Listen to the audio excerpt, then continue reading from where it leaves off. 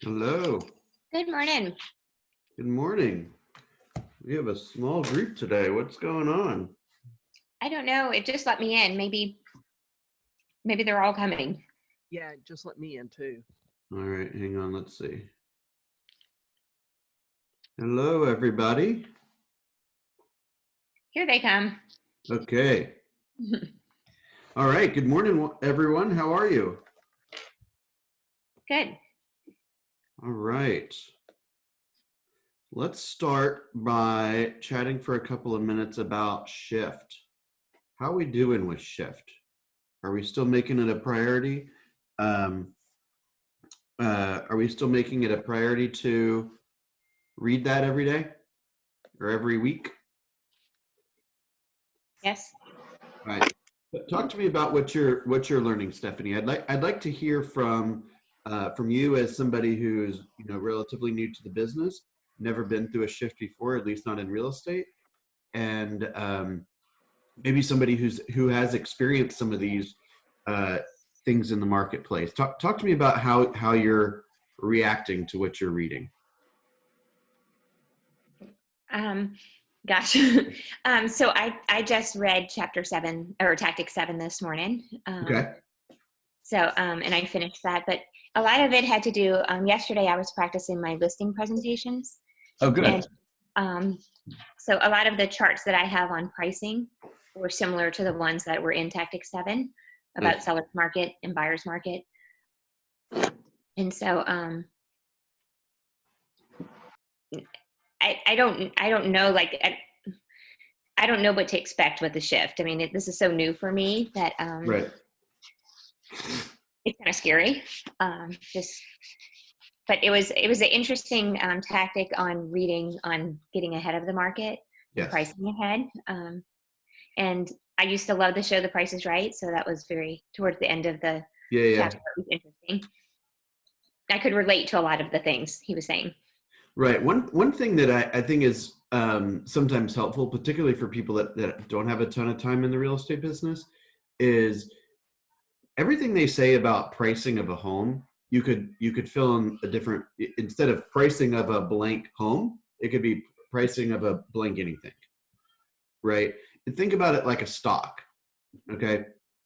If, for example, today the stock sells for $20 a share, and you want to sell it for $21 a share, even though it's pretty close, nobody's going to buy it. Mm-hmm. Right? But if you want to get rid of it quick, you need to sell for $19. Right? Especially if the market tomorrow might go to $19. Does that make sense? Mm-hmm. Okay, give me another thought from someone else about how they're feeling when they're reading the shift book. Are you guys participating in the shift James Shaw's 4:00 Monday and Thursday session? I'm not. Anybody? No, I haven't been. Okay. I want to. I don't know if I should say this. I'm sorry, I am. I'm participating in that, the 4:00 hour. I was getting my tea. So I don't know if I should say this out loud, but I appreciate. I'm actually somewhat happy to hear that you guys are hopefully choosing things that are designed to support your individual business, because we're going to be talking about these shift tactics here. I'm not saying I'm just as good as James Shaw. I'm just saying we're going to have to pick and choose a little bit. Okay. So talk to me, Alicia. You've been in the business before for a while. You've experienced shifts before. You're reading shift. You're listening to James. You're in here with us. How do you feel about this whole thing? I wasn't listening to James. I was doing the book club. I don't think that's what James. Oh yeah, I'm getting it. That's a different shift. Yeah, I haven't done I didn't do the other shift. That's just too many shifts for me. Yeah. So I'm doing you guys, and I'm doing the one with the book club. So in the book club, we're on chapter 6. I think I've finished chapter 4.5. Okay. I find it very relevant. I bought the book in 2003, actually, and never picked it up, except for I did the MRE one, but I never picked up the shift. I never picked it up to look at it. Right. And so what I find is that it is so relevant now. And I wish, like Stephanie, you're very fortunate because you get to read it and we're going through it and you had an experience. And so I think it's probably beneficial for you. What I see looking at it as already experienced the shift is how relevant it is. I wish I had read it. You know what I mean? Right. So that's my take on it. But I think it's amazing, like the stuff that they're talking about from what I've read about how to manage your finances, how to deal with leads, how to deal with lead generating, how to leverage. I mean, I just find it very helpful, especially wanting to grow and, after already being a broker owner. I said, I didn't pick up then either. I used, my master's degree, which doesn't help. It helped, but the book is very helpful. I wish I had read it. A master's degree, that can really be, they really focus on high level stuff sometimes. Exactly. And this is actually, it seems like the exact opposite, which is, let's go back to the basics. Yeah. Talk to people. Yep. Right. Over and over. Say this. Quit spending money. Right. Yeah. I know. I don't want to get off on. Thank you for your commentary. Does anyone else have any thoughts on Shift? What they've read so far, particularly Chapter 7?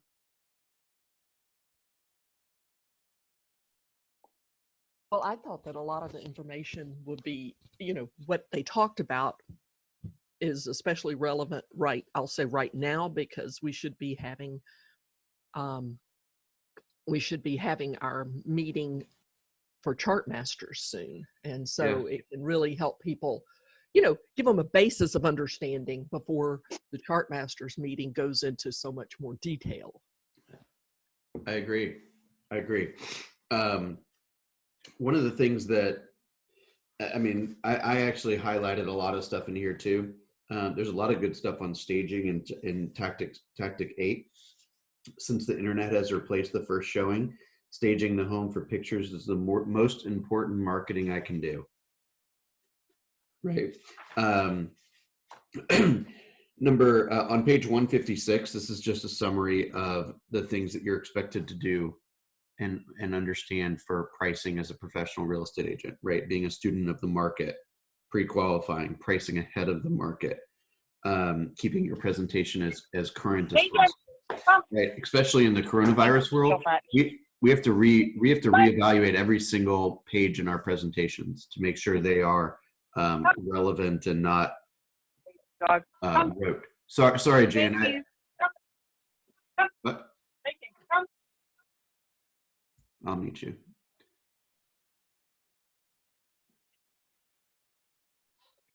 All right. I don't know what's going on. Can you hear me, Jan? It looks like she's on the phone. Mute her. Mute her for a minute. Let's move on. Okay. I believe everybody on this, I said I was going to go on a sidebar and now I don't remember exactly what I was going to say. I'm going to come back to it. Hopefully. Today is the last day of a reporting period. So if you have not, I don't think that anyone on the telephone now or on the Zoom now has not reported.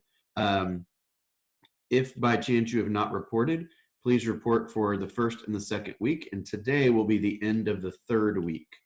So April 16th through 22nd, 16th through 22nd. I do want to point out a couple of cool things though. While I think their numbers are still on the low side, to be perfectly honest with you, this is probably going to be the last month that I keep these goals. I'm going to probably push it up a little higher. Just to remind you, I'm going to show you my screen really fast because, sometimes what they say about the PC coach or me, for example, is that I have the opportunity to run the biggest team in Market Center, right? And I think that's pretty cool. And what a team does is they know their numbers, right? And they have goals, right? They model like at least the leader models for the people in the group, right? And so I want to share with you the current goals for April. Okay, so can you guys see my screen here? Yes. All right, so here's the first week. We have a few people that have not reported. We're working on that. Second week, same issue. Third week, please make sure that you put your name and your data in here, okay? It's very simple, literally takes a minute, especially if you have been tracking your numbers. So the fourth week, obviously we'll get to, and these are the totals. So if you look here, we're adding up all with my super talented Excel skills, are tallying up all of our hours here, and our 4 conversations, which we've talked a little bit about, we should have for our group too. So I want you to know that I'm counting on you guys. Okay, listing appointments, our goal is 13. That'll probably be the last time our goal is 13. Our group is getting a little bit bigger, and we ought to have a little higher goal than that, and I'm going to push it a little harder. However, for April, we have a goal to go on 13 listing appointments as a group. Okay, and halfway through the month, with 1 or 2 people not really even recording, we're at 12. You're breaking up. Oh, you're breaking up. All right, let me say that again. Do you see our 4 conversations here? Yes. Okay. This will probably be the last month that we have these goals right here. Okay. Because our group is getting a little larger, and I believe we can push the goals a bit. Not drastically, just a bit. Okay. So 13 listing appointments is our goal for the group, for this team. Every month we want to go on 13 listing appointments. So far, a month to date, which is only 2 of the weeks, we're at 12. Okay, our goal for listings taken is 10. So far for the week, I'm sorry, the first 2 weeks, we're already at 8. So we're at 80% of our goal halfway through the year, or halfway through the month. Closed units, I know there's a few that have not been recorded. So if you've had closings and you need to go back and edit, or your closings occurred in this last week, that'll probably bump up a little bit. But we have and it also, as our program matures, we'll be a lot closer to that goal. But right now we're 1 out of 18, and GCI is $9,700 instead of $166,000. So obviously, once we get those closings starting to be recorded and created, then everything else will work out a little nicer. Okay. I do want to show you one thing though. If you look, 13 contracts written and 7 pending. So these are units that should sell within, let's say, the next month or 2, right? So we've got some momentum going on here. If you look though, I want to show this as a group. We generated leads for 251.5 hours, yet we've only had 680 contacts. Either the numbers aren't being perfectly. Is that any better? Yes. Okay. Either we're generating leads for 251.5 hours, yet we're only having 680 contacts, which means that we're not incredibly efficient, right? Either the numbers we're not tracking the numbers perfectly accurately, or we're just flat out having too long of conversations. One sec. Yes, I need you to talk to me. Okay, there you go. Does everyone follow that? Yes. Okay. So I'm going to encourage you guys to just be aware of how many contacts you're making while you're spending all this time, doing the 20% work. Okay, we're doing pretty good here. 30 appointments set. Oh, and by the way, I don't think we're adding enough people to our database each. This is an average of around 28. This is an average of about 5. Is that right? Yeah, about 5 people per week per person added to the database. So that's 1 person per. On average, we're adding 1 person to our database per day. I'd like to see that a little improved. I think we could easily double that, easily, and it should actually be a good bit higher. But I'd like you to get into the habit of at least adding 2 people to your database per day. That make sense?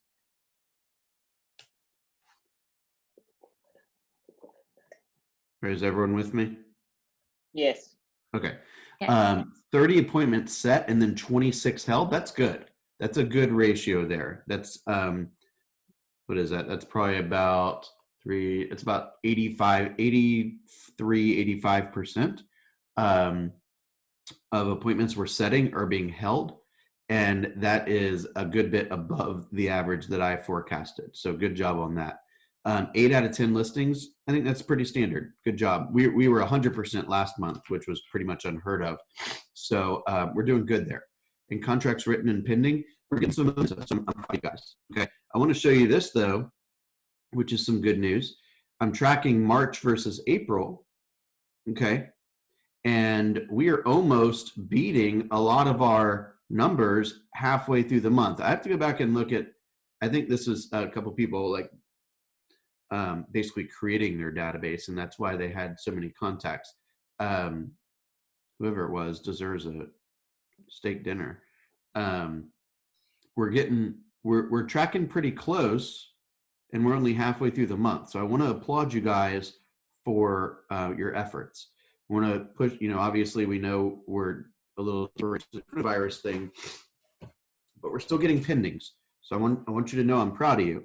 But this is what teams do: is they track their activities, and they track their successes, and they share their results. So I want you to know I'm not just asking you to do this because I got nothing better to do. I'm asking you to do this because I'm held accountable to these numbers, and my job as a leader is to hold you accountable to the numbers. Many of us are, if I can be blunt, behind on our goals, right?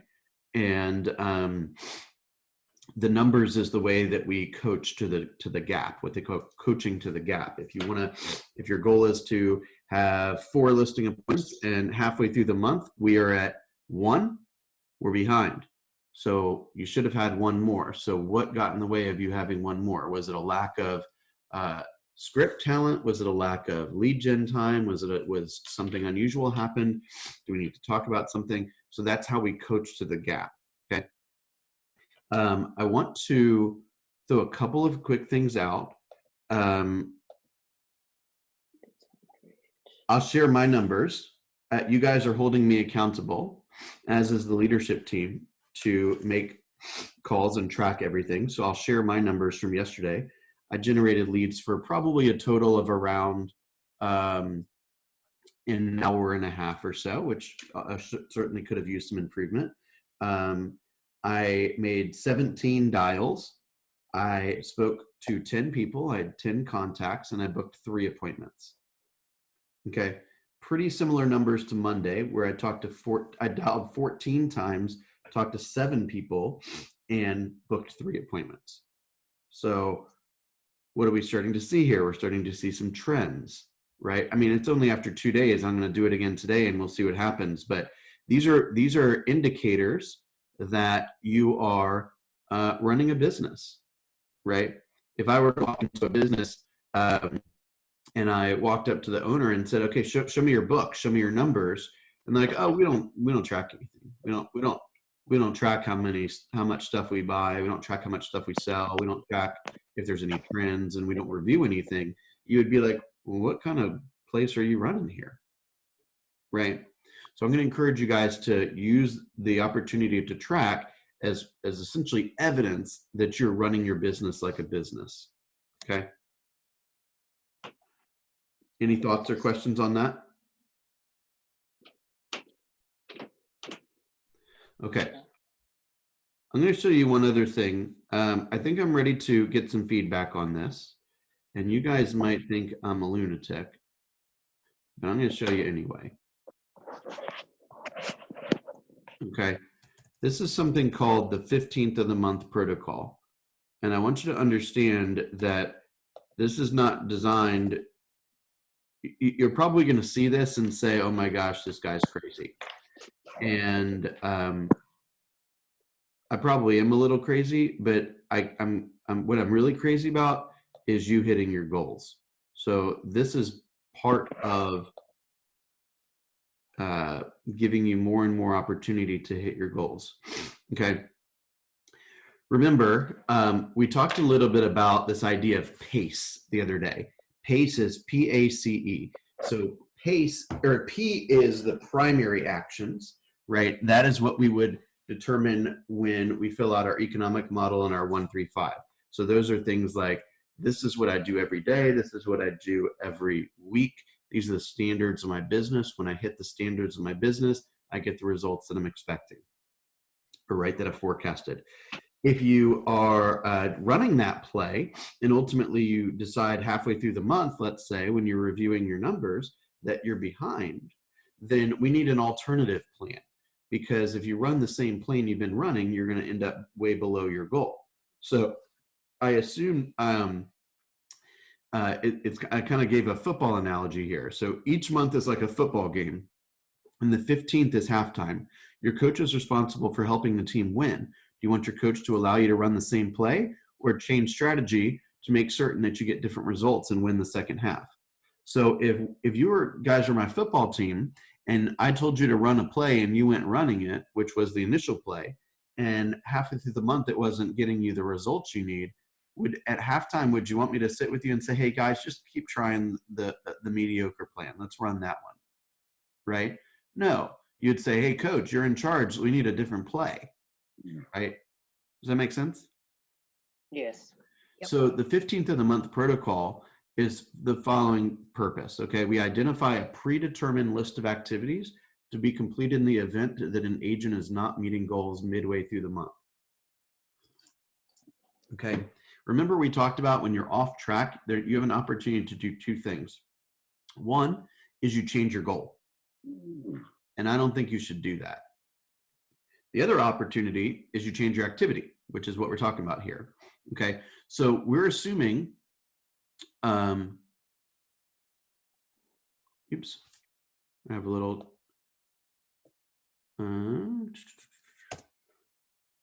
all right. If the agent is 50% of goal by the 15th, an agent must complete the following, must complete 3 tasks from the list below each day until back on track. Okay. I wish there was a different way to do this, guys. And, you know, again, you're independent contractors, you're business owners, you can do whatever you want to do. I'm just coaching you to some solutions that'll help you get back to where you need to be. Okay. According to your plan and according to your goal. So I just listed a number of things here. Add 1 hour daily to lead gen time. Schedule lunch with a vendor who can send referrals. Send 50 texts to database. Record market update video and post to social media. Record presentation and review with your accountability partner. Double the amount of times that you and your accountability partner speak. Weekday open house. Some of these are not particularly relevant for right now, but you can make adjustments. Contact 50 FSBOs, 20 FSBOs, 20 expireds. Add an evening lead generation session once a week. 50 handwritten notes to database. Could be database, farm, local businesses. 50 short CMAs and bag as door hangers in your farm. So what is number 12 is got a lot of presuppositions in there, okay? Number 1, it assumes you have a farm. Number 2, it assumes you know how to do a CMA. So I want to make sure that if these are things you're not particularly comfortable with, we do have agent mentors in the office, and I can help a bit too. And we have a number of people in this room that can help with putting together short stays. This would basically be like, a very brief CMA. You pop in a bag that's got like a little business card, something like you put it on your hanger. Something simple. If the person is 75%. If the person is 75% of goal by the 21st, or is below 75% of goal by the 21st, which is the beginning of the 3rd week, right? So you do that stuff for a week, essentially. The agent must complete the following tasks. Bold 100 daily until appointments are held. Record presentation and review with your accountability partner. Double the amount of times you and your accountability partner speak, and add evening lead gen sessions twice a week. So I'm just gonna, what do people think about that? Hey Bill, before you get started, can someone post the password for Vulcan 7 on WhatsApp, please? It's consultants with an exclamation point, all lowercase. Consultants exclamation point. Thank you.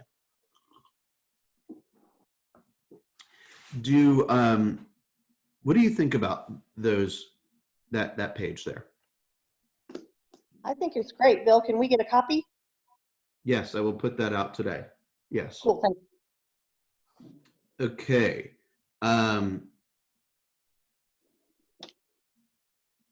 All right, Jan, I'm going to go ahead and give you the floor for a minute to say what you want to say about that. Hey guys, I am in charge of Red Day this year, and we are having Red Day. Originally, we were scheduled to do something with the Chattahoochee Nature Center, but now we're going to try to coordinate a blood drive and a food drive within our neighborhoods. And I need some volunteers to help with that, especially if we have somebody creative on the team who could help with some graphic designs and putting out some flyers. But anybody who would like to help coordinate that with me, I would much appreciate your help. So if you could get with me separately, and I'll post my email here and my phone number. Thank you. Cool, thanks, Jan. Okay, I'm going to leave the room open again so you guys can, huddle, practice, help each other for the next roughly 30 minutes or so, or begin calls. And like I said, we've had some great results from people that are, taking their picture down, they're muting themselves, they're just here, and they can see that others are here, and they're making phone calls, and they're getting some great success. So I'm going to encourage everyone to do that again today, and I will be doing that again today. Really quickly, I have a class on the schedule today that I will admittedly did not really do enough preparation, to be perfectly honest with you. However, it is still available on my calendar, and it's called Workshop Wednesday from 1:30 to 3. So I am open to obviously open to having this room open and me teaching or helping between 1:30 and 3. What topic would you like me to review today?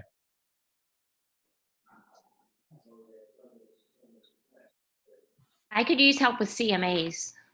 Okay. Anything else? I just had a question. What is Workshop Wednesdays? We just pick a topic that we're struggling with, and then you talk about it. How does that work? Yes, exactly. So a lot of the stuff that we're, as we're transitioning the schedule a little bit to have like the morning huddle and the weekly masterminds and the big group session, that's more like kind of coaching stuff.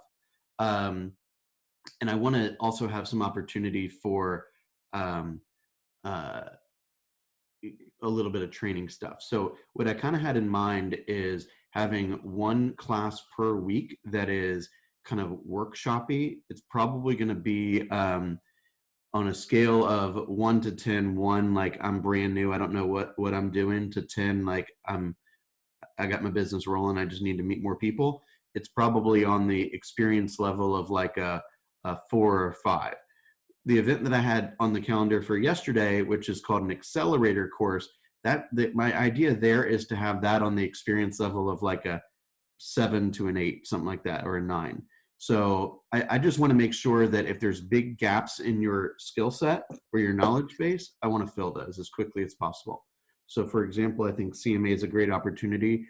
Certainly as a newer agent, to kind of learn some of the verbiage around that and kind of how it can all be organized, and to really like look intimately at how my price of their property, and for an experienced agent just to get another perspective. I had a lot of success with pricing homes in my tenure. The worst home I ever priced was my own, but beyond that, I was really good at it. So I'd like to let's do that this today. If you're open to that, if you're available, either way, I can do it and record it and pop it up. So if you guys have some ideas for what type of sessions you might like to participate in, or contribute to or you want to listen to, throw them out there and we'll go ahead and put them on the calendar. Next week, I'm not positive what day. Lucy and I are working on this today. Is going to be another session on the 135 and the 411. Okay. And I'll give you one last thing before I sign off, which is this Friday, let's say from 1, hang on. What time is that appraisal class? I think it's from 1 to 3. 12:30. 12:30 to 12:30. 3:30. 12:30 to 3:30. Okay.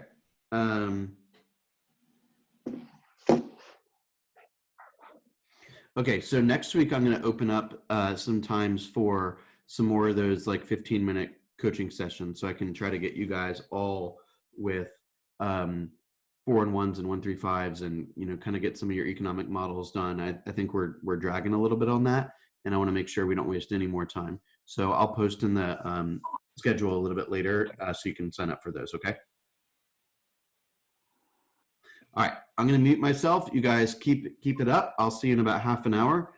I'm proud of you. Keep up the good work. I want to say one other thing is I want to make sure that we are, right now we're very susceptible to negativity.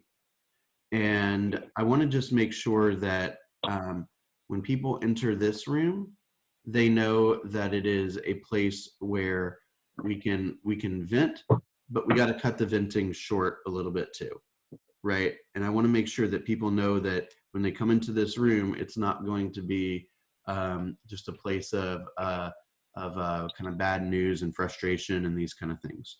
So if you're struggling, reach out to me. Let me see if I can help you. I can connect you with a couple people, of course. But I want to make sure that we err on the side of excitedness and being upbeat and that as much as possible in this room. Okay. Cool. All right. I'll see you in a bit. Thanks, Bill. Yeah.